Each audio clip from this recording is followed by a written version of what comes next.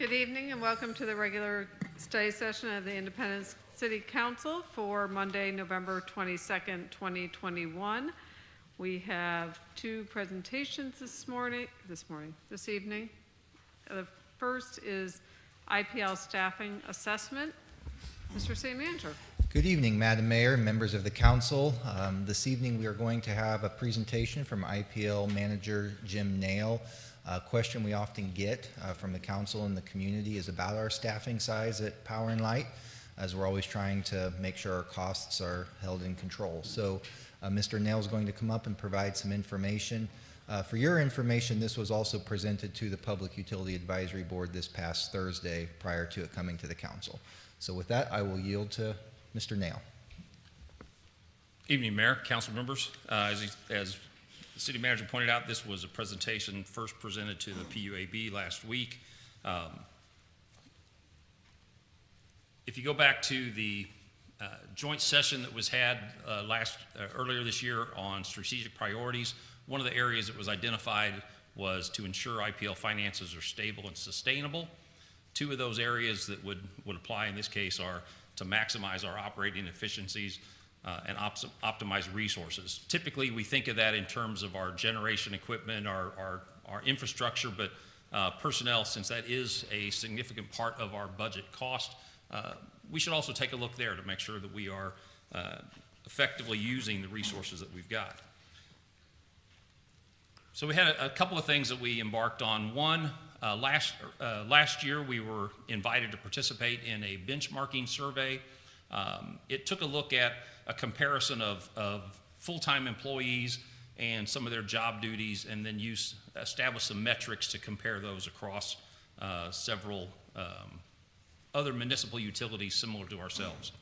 And the second thing we did was we took a look at our table of organization and where we could obtain example table of organizations from other utilities, compare ours to theirs, and see if they had different ways of doing things that would make sense for us or to help us streamline our organization. I'll start with the benchmarking study. It was as I said, a comparison of similar municipal utilities. There are five utilities that were in the study. They specifically looked at some of the areas where work is being done: fleet maintenance, stores and storeroom, meters and meter services, electric transmission and distribution, electric substation, and finally electric production and power plant maintenance. Those are the areas that are involved.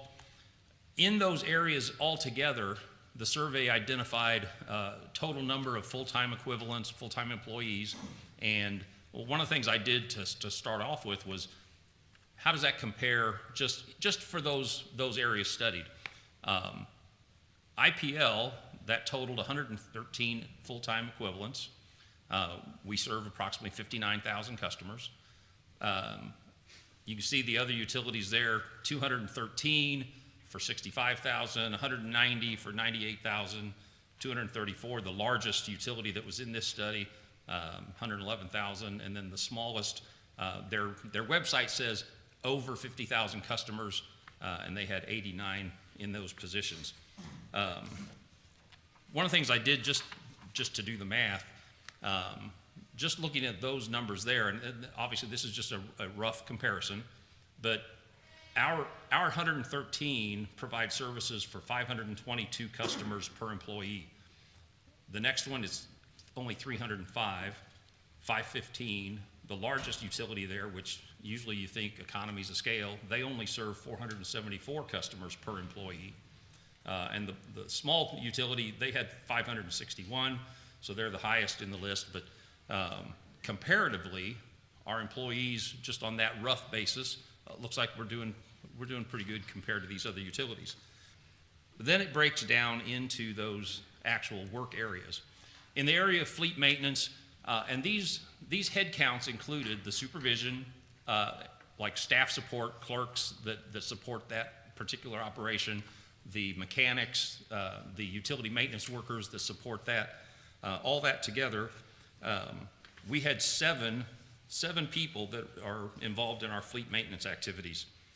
And looking across the board there, we're at 23.57 vehicles per employee. which is the best of any of those utilities except the smallest one. And that small utility only has 3 workers. They also don't have any off-road equipment that they take care of. So the backyard derricks, a lot of the other equipment that our specialty mechanics maintain. So they're looking at sedans, SUVs, trucks, and just by comparison, we have 1 utility maintenance worker that handles the tire changes, the oil changes, taking care of our fleet of sedans and pickup trucks and SUVs. So again,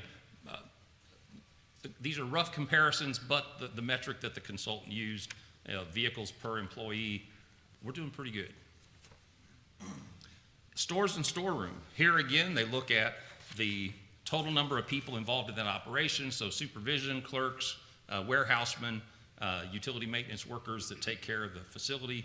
Our 11 have the highest dollar amount of inventory that they manage per employee compared to any of the others. In fact, quite a bit higher than any of the other utilities listed there. Jim, why is that? Well, I think it's because we have a pretty efficient operation. We've got No, I'm talking about the inventory amount. well, this is if you look at everything that we have, that's all the transformers, the poles, the spools of cable, all the nuts and bolts and everything else. When you add up that value of inventory, multiply that by 10, so you got about $25 million in inventory that we have on hand, and we manage that with only 11 people. So it's now we do forecast. How much of a given product are we going to need? How many poles do we use in a year? What is the sourcing timeline? And so our warehouse manager, one of the things he does is he looks to make sure that we have appropriate levels of supply, but not oversupply. Obviously, you don't want things sitting on the shelf that you're not going to use for 10 years, but you also don't want to run out if the supply lines are longer. So I think he does a pretty good job of managing that, and he does it with a minimum number of people compared to these other utilities. I was just wondering because the one has 111,000 customers and their inventory is a heck of a lot less. Well, now this is inventory per person. Oh, okay. Yeah, that number on the bottom, that's the dollar amount per employee. So Okay. to compare, Okay. to get it down to Okay. a per person comparison. Okay. Thank you. Meters and meter services, this one we don't compare as well. Our 25 have the lowest number of meters per employee, but significantly, we're the only utility in this study that doesn't have AMI. So our folks have to go out and physically check every single meter, whereas these other utilities are a combination of either 100% AMI like Utility B, or a combination of AMI, AMR, which are radio read. They still have to drive the route past each house, but they don't have to physically walk up to the meter. And so those other utilities obviously can handle many more meters per employee than what we can with 100% manual meters. Under transmission and distribution, this one was a little more difficult to compare, simply because of what they chose as the metric. The metric they used was number of poles. So that's total number of transmission poles, total number of distribution poles, and then divide that by the number of employees that work in that area. R38 handles 733, which is middle of the pack there. But we do have significant parts of our system that, over the ice storm that we had back in 2002, 2003, some of the other events over the last 20 years, we have undergrounded significant portions of our system, so that you don't have as many poles in that case. You still have miles of line that those linemen are taking care of and maintaining, but the pole count's not there. Another difference that I found checking with some of these other utilities, in an industrial area, the pole density is usually higher because you're going around more objects, you've got more branch lines going out instead of just a straight stretch down a residential street. So as we saw in the rates comparison a couple sessions ago, we have very low industrial component to our rate base. So we have less of those high density areas that you would find a lot of poles. But even then, even with that said, we're in the middle of the pack there as far as number of polls per employee and the employees that are helping to maintain that part of our system. Then we look at substations. They broke substations out separate from the rest of transmission and distribution. Substations have a collection of pretty technical equipment, a lot of equipment packed into that small space, and then you have a separate group of, typically a separate group of linemen, technicians, relay folks that maintain that. We have 6. They maintain 15 substations, so that puts us at 2.5, which is again the best on the list here for this comparison.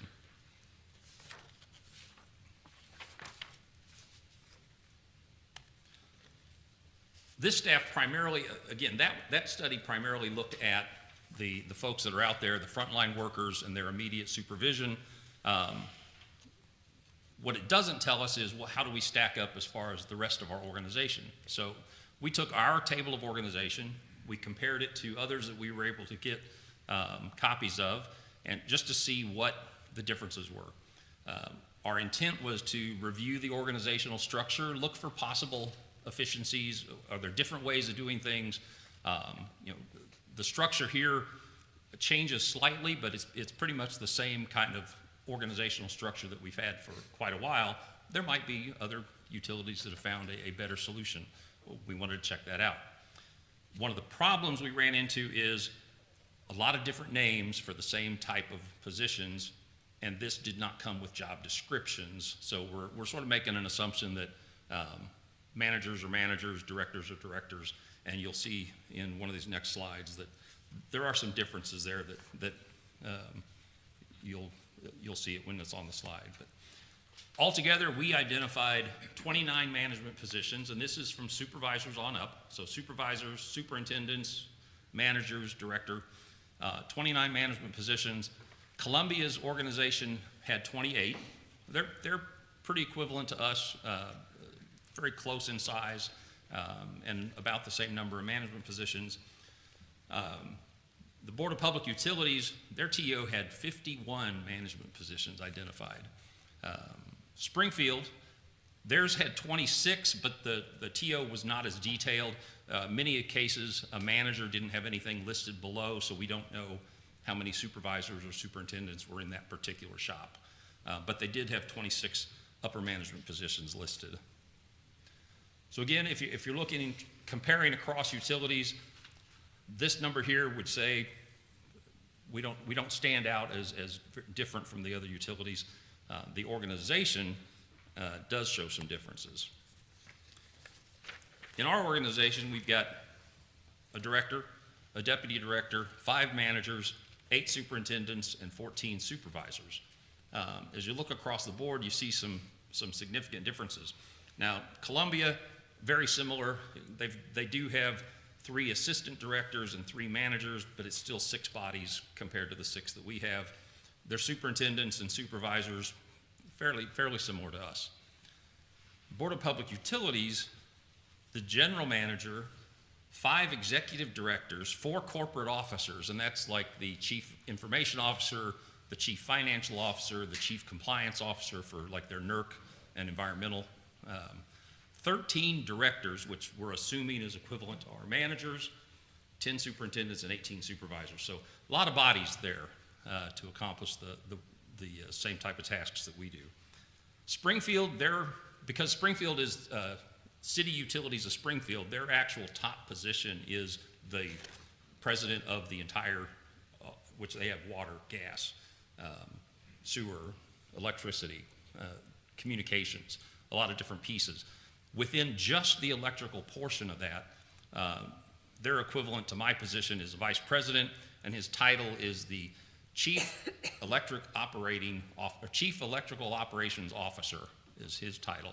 Under him are 4 directors. It showed 12 managers, and then an unknown number of superintendents and supervisors.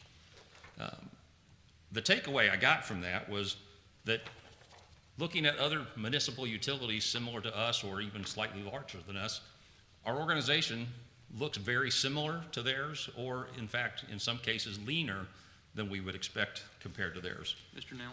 Yes. I'm sorry to interrupt you. I'm just curious, when you go back through, is there a sheet that's gonna show us how many, like a manager of 5, how many people are under him?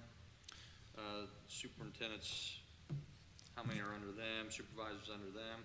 The, How does that compare with the others?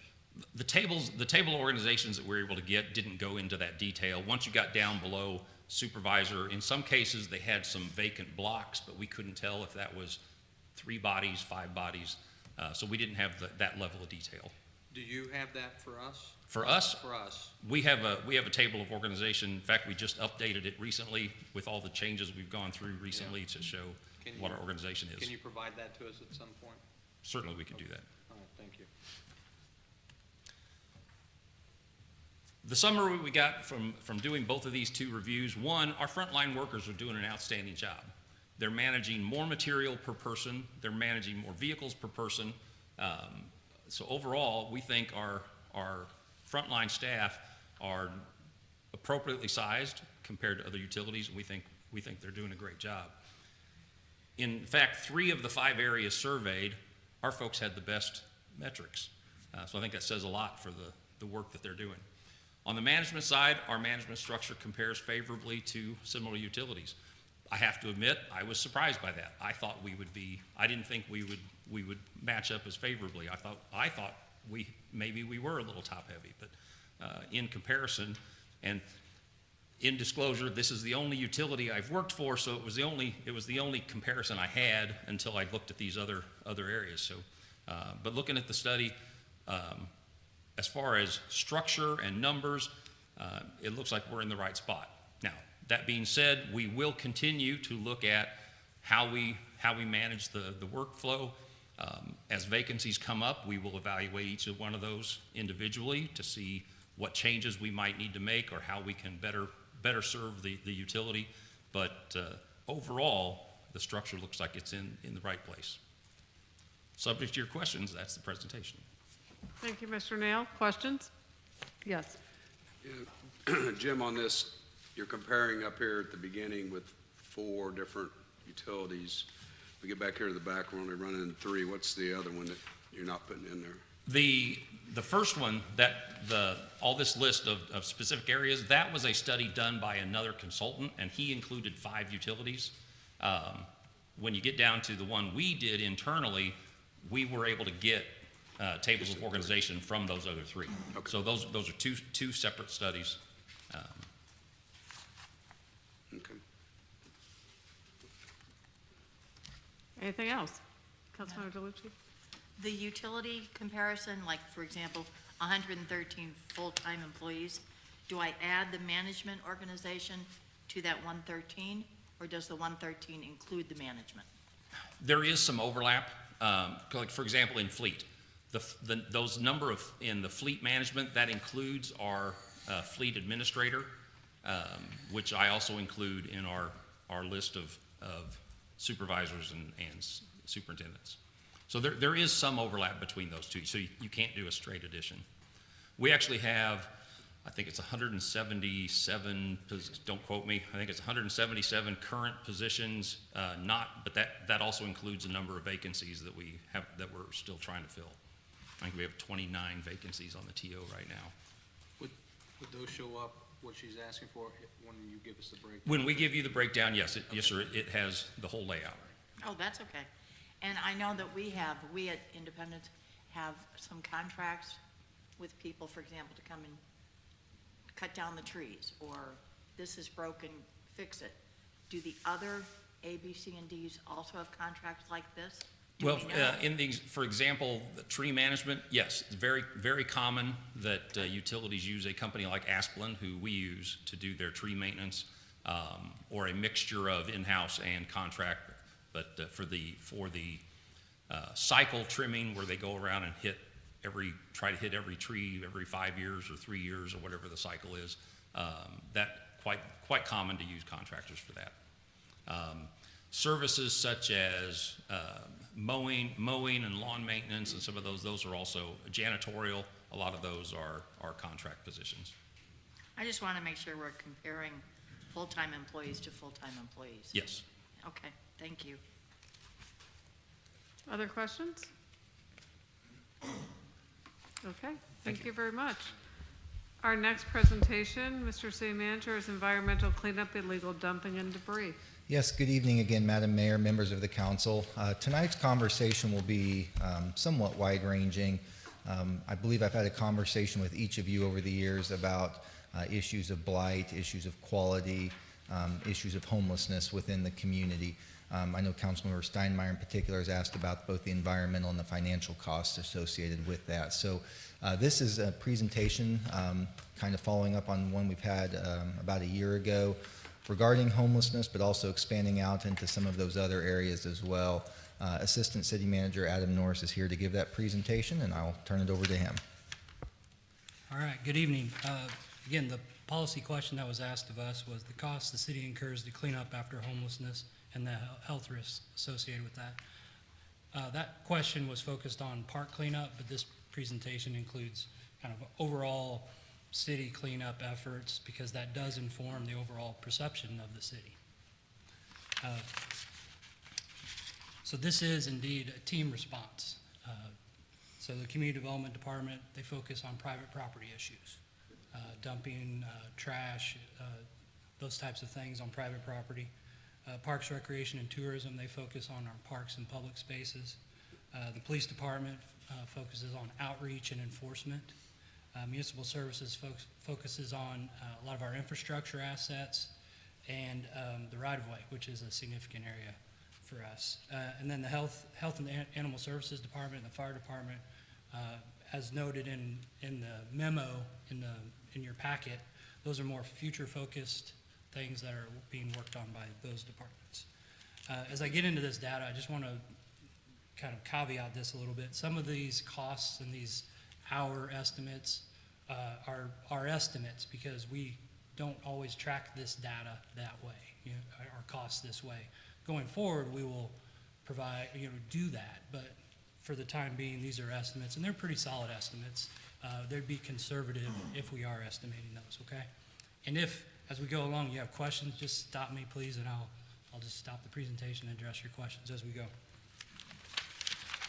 So we'll first get into the primary question that was asked of us, and that's in the park cleanup and transient camp cleanup.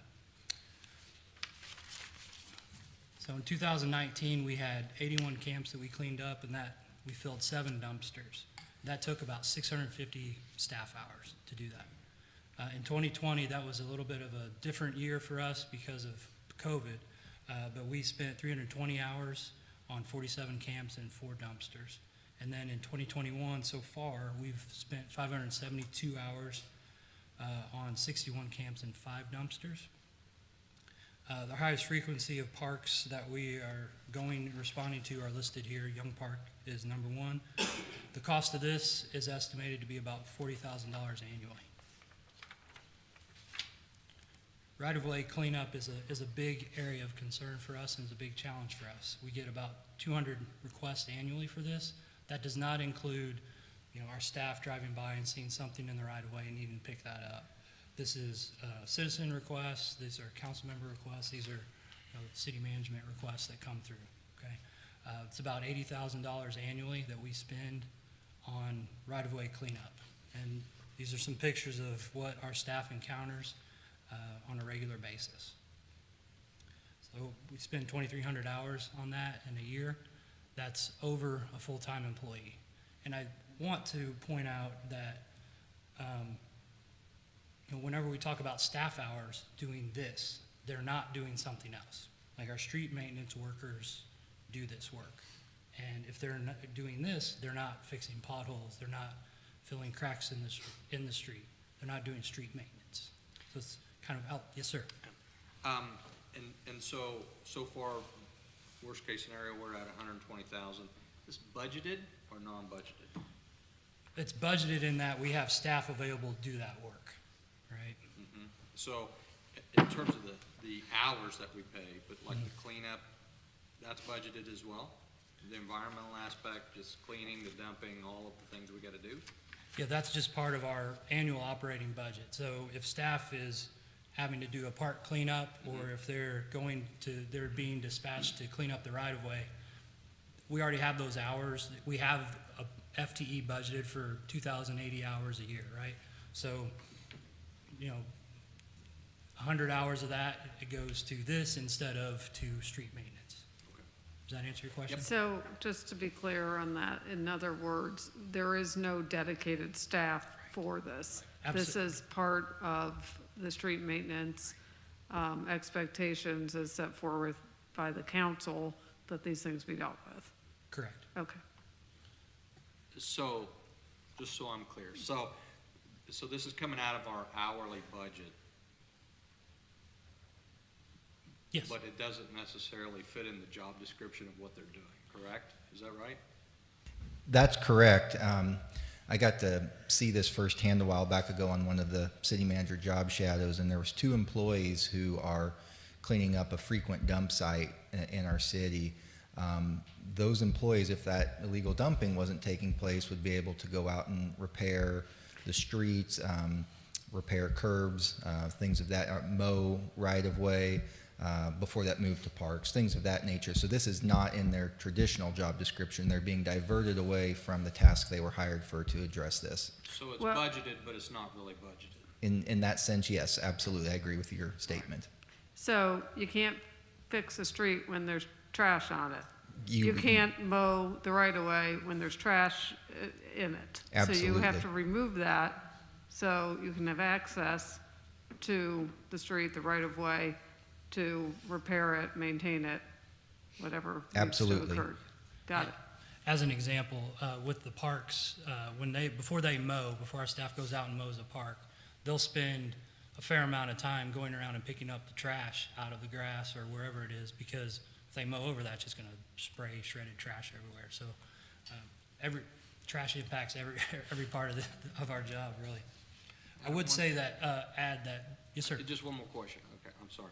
But just looking at the picture of that row of trash, up the top right, something like that, typically, how many people would we dispatch to clean that up? How long would it take? And, I mean, what are we Yeah. talking about?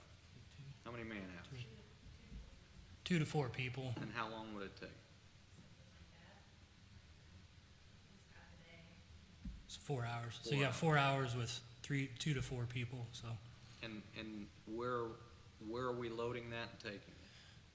So we'll load that in our dump truck generally, and then take it to our dump. Are these city dump trucks, or are we contracting some of this out? So we have, our big snow removal trucks, Mhm. we'll put it in those Do generally. we ever contract it out?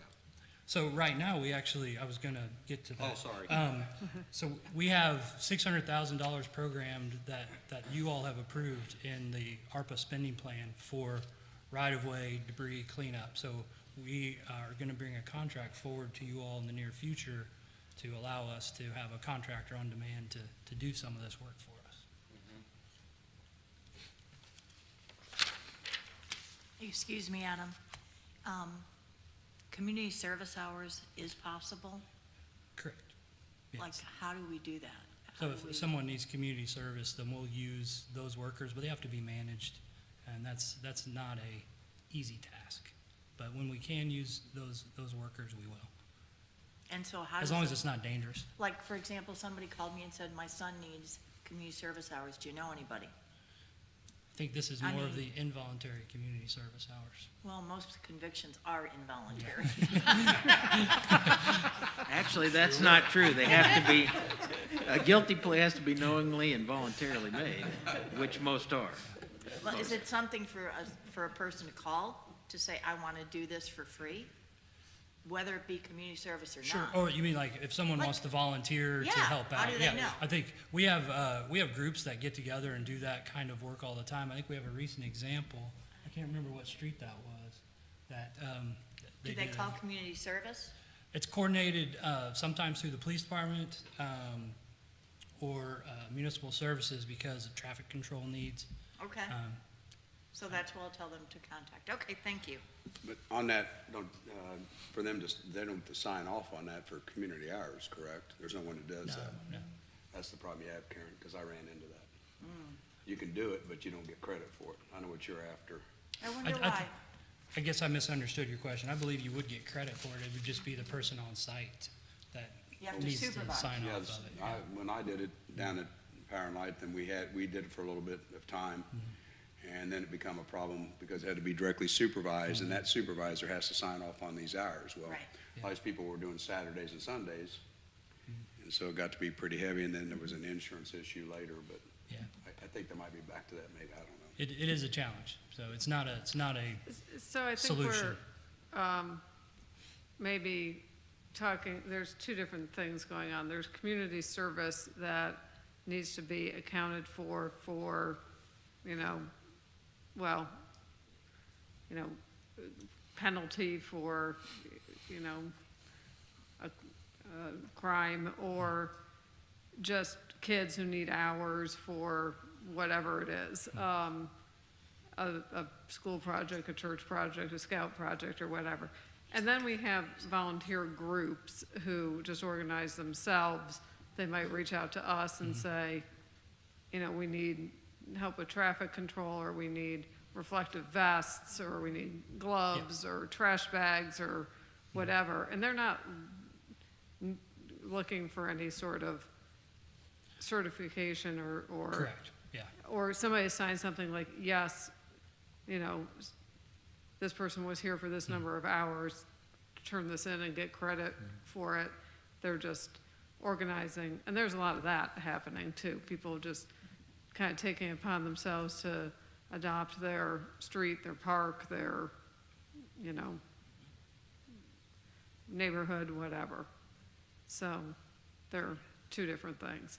And I mean, I think, I'm sorry, I'm kind of going off on a tangent here.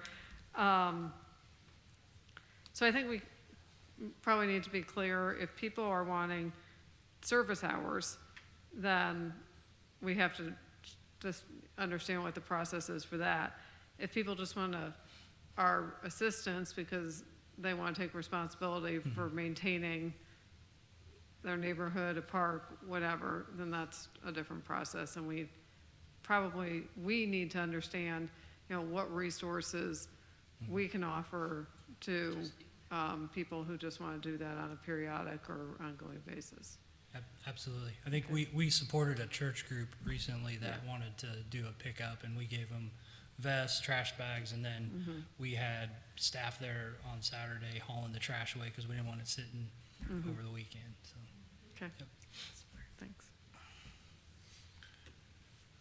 All right, private property. So this is the community development group. We average for these kinds of dump sites 5 cases a day, 1,800 cases. This is our most significant problem by far. And in your memo, I think Tom does a good job outlining some of those challenges that we have. I put in here properties with no address. Those are more than likely the sites that we would attribute to any kind of homelessness because they don't have an address. So we eat those costs. It's about 84 cases like that in our system right now. And again, this is one of those areas where we don't necessarily track this information, but going forward, we'll have a better handle on this. Graffiti. We have about 250 cases of this a year. Takes about 600 staff hours to work on this, and costs about $15,000 to $20,000 a year. And right now, because of our limited resources, where we can clean it up, we will, but in some cases, we'll just kind of paint over it and move on.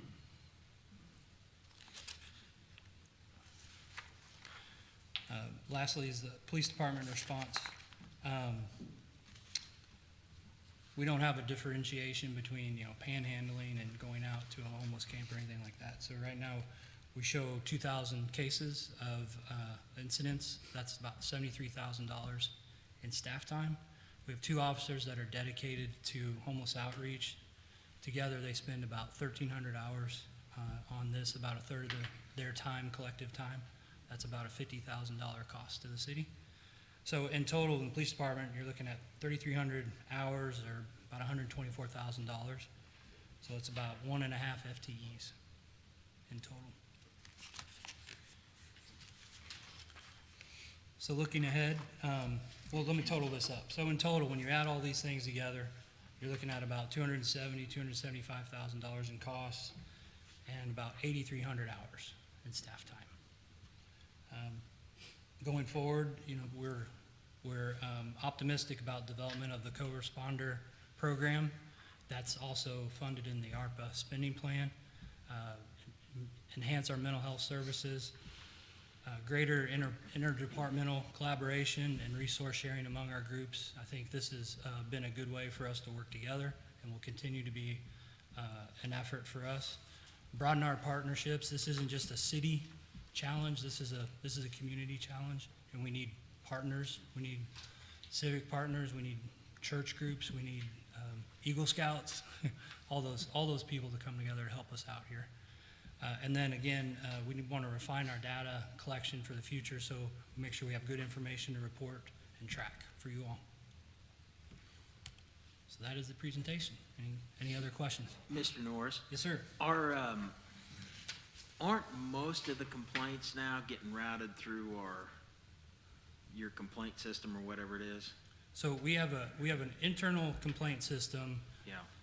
that we get, like if Zach is driving around and sees a pile of trash in the right of way, he'll submit that request. Or if we get a call from you all or one of your constituents reports something, we send it through that system. But then there's also the other myriad ways that we can report these cases. But we'll be getting increasingly better data as people get used to using the system and reporting it. Absolutely, and we'll be better at tracking our costs and our hours going forward. Wonderful, thank you. Mr. Norris, do you know how many complaints we get so far this year? Do we have a way of tracking that? Complaints for which? All of it, whether it's trash, the homeless situations, panhandling, do we know what, or you can break them down? So I think for the police department, for instance, we're averaging 2,000 complaints a year from the police department. Is that so far this year, or just? I think that's an average. Average, Yeah. and and those are mainly for panhandling? That's panhandling, that's, if we need to make contact with someone that's camping on private property illegally, we get reports of, a camp in a backyard or, back of a property that's not monitored very well. So those would include those kinds of calls. And Madam Mayor, if I could add for Councilmember Steinmeier and the rest of the council, so with the In-Depth Now app, so far we've had 3,000 downloads of that app, people using that, and 60% of the requests coming in there are relating to the type of service request you're seeing this evening. I think the mayor and I got hundreds on the Sterling Bridge that's not even in Independence, Right, so. which looks really good right at the moment, by the It way. looks amazing. Right, So, try to keep it that way. Yes. Yes, I have noticed a lot of help, 23rd and Lee Summit with the Salvation Army with the new ordinance that went in effect. There's a lot less clothes and bedding and everything laying around that area. One thing that I still see a lot of that I think needs to be addressed is these dump boxes.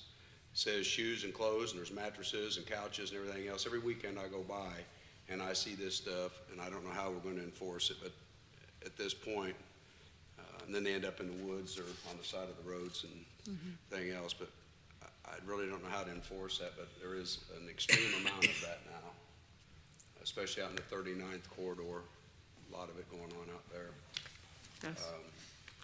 But like I said, the one with the putting the fence around there and the surveillance around these thrift stores and stuff has really helped out at that area.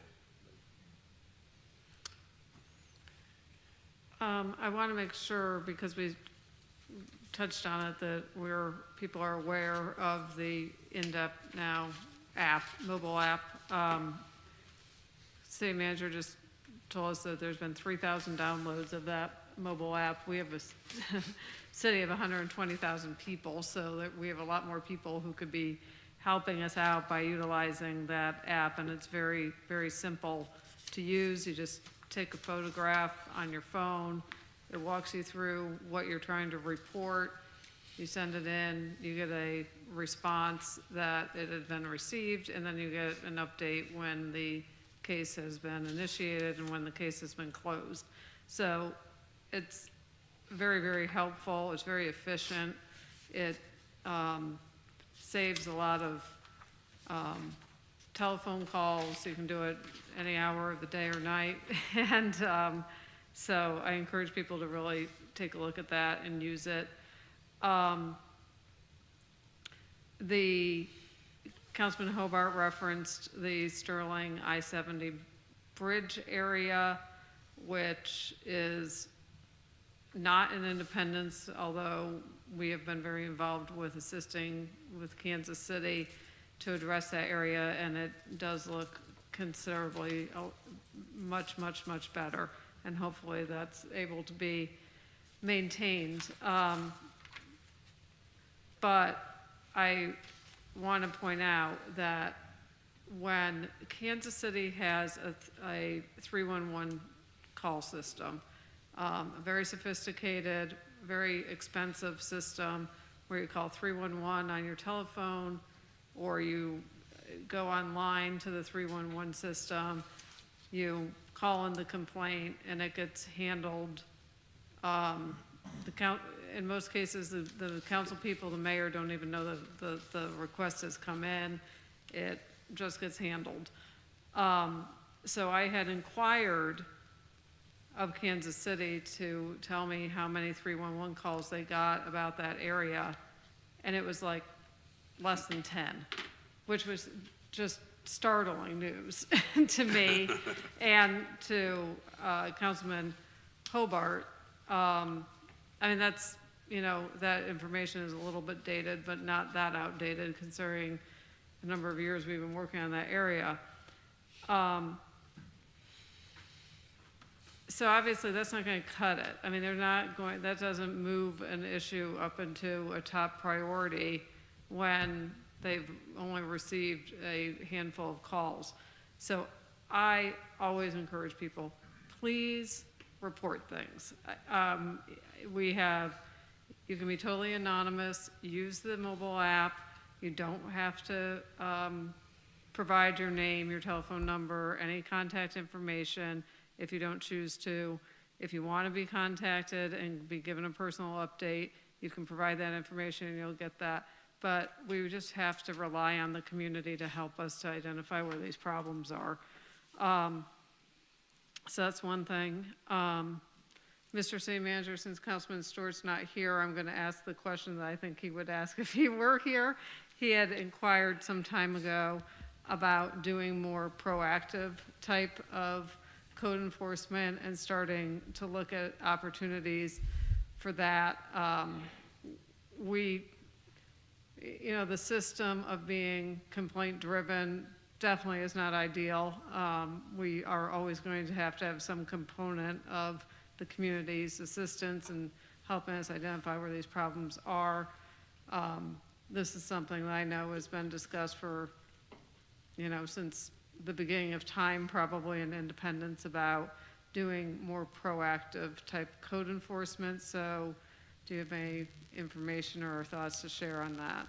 Yes, we received that resolution that was adopted by the council, and then pulled together the resources to create that, call it rover position. So we have our code enforcement officers that are each assigned a district, but we've added that 7th position that will be a floater or a rover around the city to focus on proactive enforcement.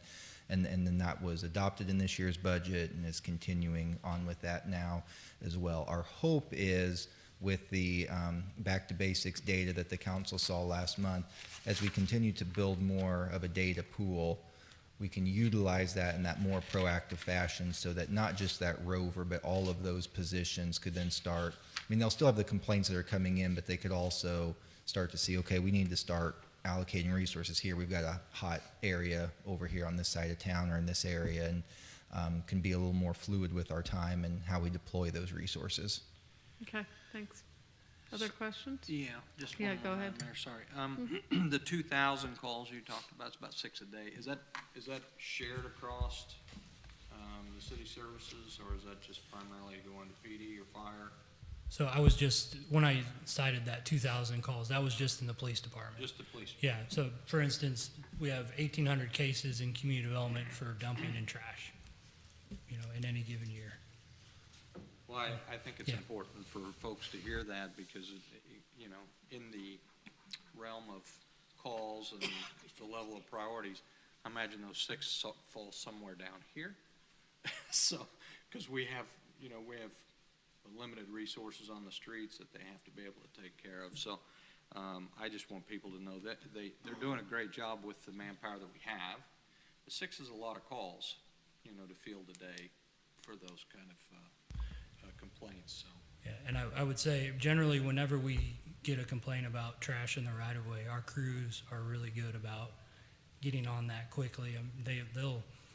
It's not uncommon for them to stop what they're doing and go take care of that as quickly as possible within 24 hours too. Yeah, I have no uh, complaints. They've done yeah. a great job at I-70 and Nolan Road where it used to just trash swirl around there. So kudos to our And men and women who've done that on PD to clean that up. in our park staff, whenever we get complaints about graffiti, a lot of times that's graffiti that you wouldn't want your kids to see. So that's handled within 24 hours of a complaint as well, because we don't want people to see that stuff. Adam, I just have one other question. We used to have neighborhood dumpsters and a neighborhood collection of let's get those mattresses and whatever. And I know it used to cost $7,500 to $12,000, I can't remember. Now that we have ARC money, is any of that being looked at to do perhaps a dumpster around town? Yeah, so in the ARPA spending plan, we did have $600,000 set aside for right-of-way cleanup. We didn't, and I think we also have funding for illegal dumping mitigation in the police department to get cameras and license plate readers required, so we can kind of put them in areas that are known hotspots for illegal dumping to try to mitigate against that. And I know it's Christmas and it's cold, but come the spring, perhaps we can start doing some, scheduled dumpsters, Sure thing. maybe. So that was a program, I remember very well when I was first on the council, we were doing one, I think, per council district per year. I think it originally may have been 2, and then it was cut back to 1. And they were really great community building events because it wasn't just, there would be removal of trash and debris from the right-of-way, railroad tracks, but also really helping residents who just may not have the ability to really dispose of some of the things that need to be disposed of, and even do, some very minor kind of home repair work outside, never going inside people's homes, but it was kind of a way for neighbors to help neighbors and bring city staff. And I think, we got the building and trades involved from time to time to help do some minor carpentry type of fixer-upper type work on people's homes.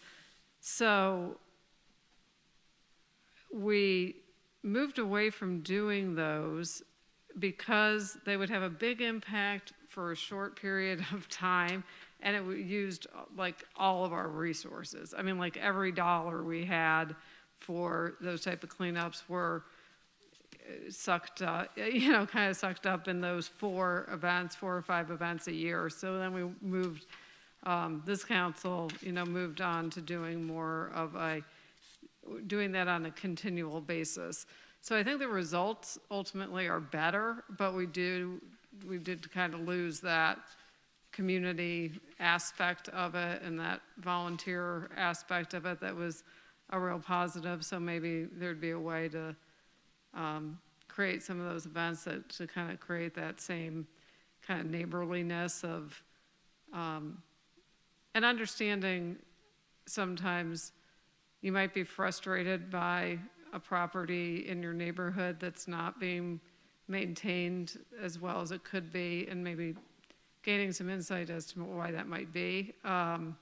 So, I think that's a good suggestion because there was a real kind of helping each other out aspect to it. But I think by moving away from that program entirely, our results are better. So, just a little history on the neighborhood cleanup program. But it's certainly something that we see neighborhoods doing, that they would, they'll pull together some money, get a dumpster, spend, set aside a day or a half a day to go around and take care of those things, which is much appreciated. One more question, if I could. The 270,000 that we talked about, does that include our cost for contractors that come in and remove trash, take it out? That does not include the cost for our abatement contractors on private property, but those are our other costs. Do we know how much those add to this total? No, that was one data point that we weren't able to get, but going forward, we'll be able to pull that number. Yeah, I'd be curious to see what that is. Thank you. Me too. Yeah. Okay, anything else? All right, thank you. Next is our board and commission report. Madam City Clerk. We have a few boards and commissions where we're looking to add resolutions to the next agenda. The first is the Mayor Advisory Commission on the Arts. Mayor Weir is recommending appointing Roan Grotenhuis to the board. If there's any objections, then we can add a resolution to the next agenda if there's not any. Are there any objections? Okay, next. Next is Tourism Commission.